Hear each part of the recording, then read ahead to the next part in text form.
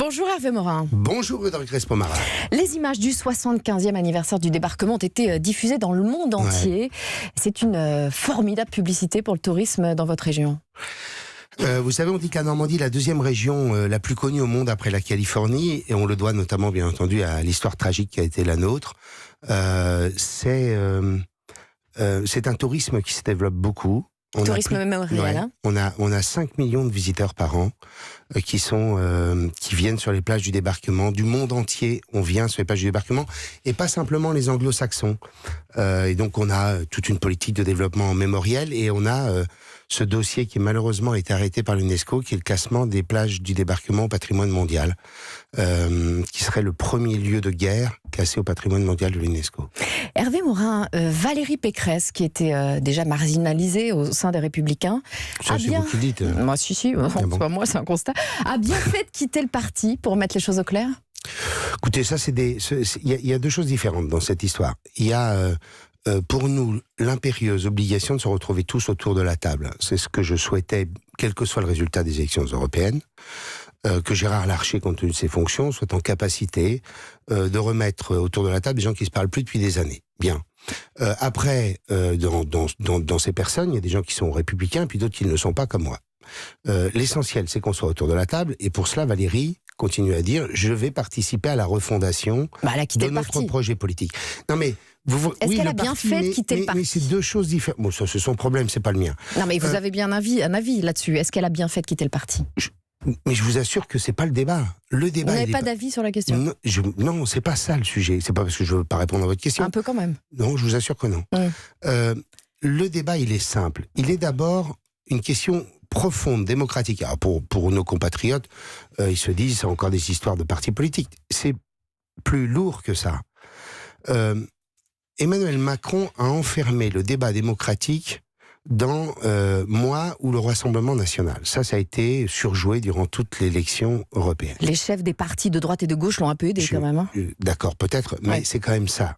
Au bout du compte, si en 2022, les Français disent nous voulons nous débarrasser d'Emmanuel Macron, le seul choix, ça doit être le Rassemblement national pour les Français. Donc pour nous, on a une ardente obligation qui est celle d'être en capacité d'incarner une alternative.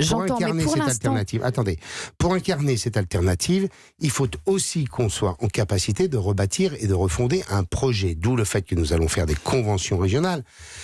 Nous avons été, nous, droite et centre-droit, écolo, le Grenelle de l'environnement, voté à l'unanimité du Parlement en 2008. C'est un gouvernement qui était celui de Nicolas Sarkozy.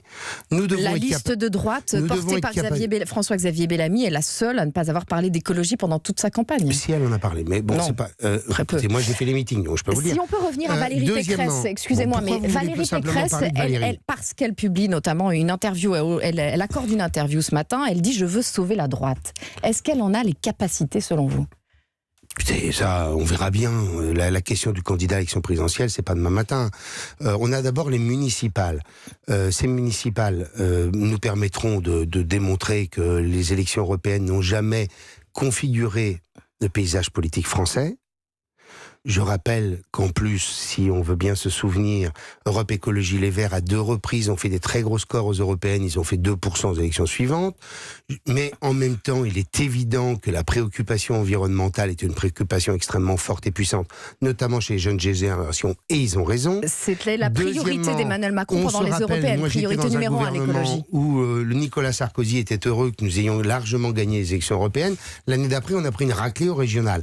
Moi, ce que je sais, c'est que quand on prend les sondages qui sont réalisés par les maires sortants républicains au centre droit dans leur ville, ils font tous de très bons scores, et En Marche fait moins de 10. Bon, tout n'a pas été... Enfin, je veux dire, il faut sortir du temps court. Il y a 3 mois, on se demandait si Emmanuel Macron n'allait pas être obligé de dissoudre l'Assemblée nationale. Aujourd'hui, on expliquerait que tout d'un coup, le paysage politique se résume à En Marche, point à la ligne. Il y a une crise à droite, je dis qu'il y a une crise à droite et au centre-droit, et qu'il nous appartient d'y répondre par un projet politique dans lequel on affirme des choses simples. On a besoin, par exemple, d'un pouvoir qui soit le plus proche de nos compatriotes. D'où la nécessité de décentraliser en profondeur l'exercice du pouvoir. C'est ce que veut Emmanuel Macron aussi. Qu'est-ce qui vous retient de le soutenir, de le rallier aujourd'hui ? à l'égard du chef de l'État, avec le chef de l'État, j'ai eu plusieurs conversations. À chaque fois, je lui dis la même chose. Moi, j'ai envie que la France réussisse. Je ne peux pas me résoudre à l'idée qu'un jour, la France devienne l'Italie avec Salvini ou l'équivalent au pouvoir. La seule chose, c'est que jusqu'alors, sur ces sujets-là, nous avons été en permanence cocus. C'est aussi simple que ça. C'est-à-dire qu'on a eu un discours, je vous rappelle, puisque il vous appelle lisez... aujourd'hui à un acte de décentralisation. Il a écrit un livre qui s'appelle Révolution. Je l'ai relu sur les plages l'été dernier. Exercice. Il disait... tout ne peut plus se décider à Bercy, tout ne peut pas se décider à l'Élysée. Il faut décentraliser les pouvoirs, il faut faire comme font tous les pays européens. Il appelle à cela aujourd'hui. Qu'est-ce qui vous retient de le rejoindre ? Pendant 2 ans, on a exactement eu le contraire. Et aujourd'hui il y a une quarantaine de maires, par exemple, Hervé Morin, une quarantaine de maires de la droite et du centre qui appellent à soutenir Emmanuel Macron. Ils considèrent que sa réussite sera aussi la réussite de la France. Vous ne souhaitez pas la réussite du président ? Mais attendez, vous croyez que j'ai envie que ma région ne réussisse pas ? En fait, je ne comprends pas pourquoi vous ne rejoignez pas Emmanuel Macron, vous qui êtes centriste. Et on voit aujourd'hui que le centre vogue un peu entre Emmanuel Macron, ce qui reste de la droite. Qu'est-ce qui vous retient au fond ? Moi, écoutez, je suis profondément décentralisateur. Et vous ne croyez pas en la volonté d'Emmanuel Macron aujourd'hui de s'appuyer davantage sur les territoires ? Je vous donne rendez-vous dans quelques mois, puisqu'on a quelques mois pour construire l'exercice. Je suis pour un pays qui ne vit pas au-dessus de ses moyens et qui ne laisse pas filer le déficit. Je vous rappelle que pendant plusieurs mois, la majorité a mis lourd sur la table. On est tout de même le pays, aujourd'hui, avec les déficits les plus élevés d'Europe, plus que l'Italie. On a un endettement qui repart de plus belle.